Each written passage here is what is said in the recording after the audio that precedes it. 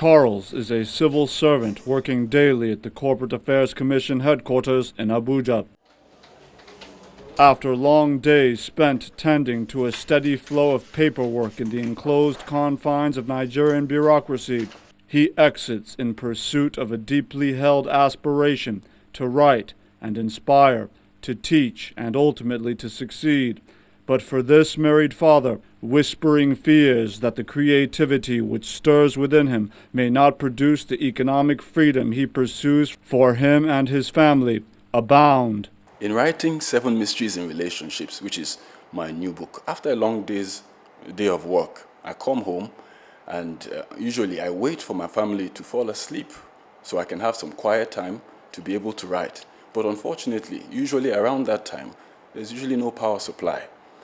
Coupled with the fact that there aren't enough anti-piracy mechanisms in our society, I am not even sure if I'll be able to receive some sort of dividends for my effort in writing. Whether it is a new writer like Charles or an international best-selling author, the motivation-crippling specter of intellectual property theft is no respecter of persons or any other creative arts industry.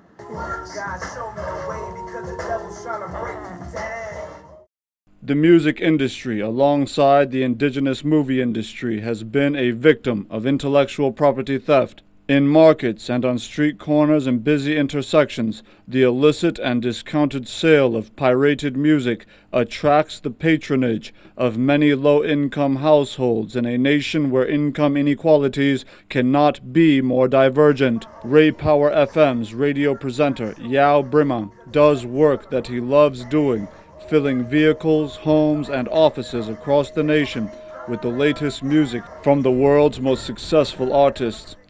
He says an already huge indigenous music industry should and could be bigger, with multiplying effect on the national economy. Most of the time, they don't really get to make that amount of money that they ought to have made when they actually go out there to produce the works and then try to do so many things for themselves because of this piracy.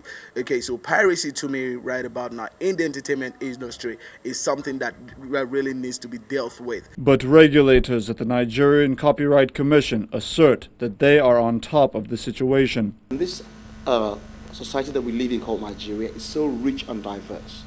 There are a million stories to be told.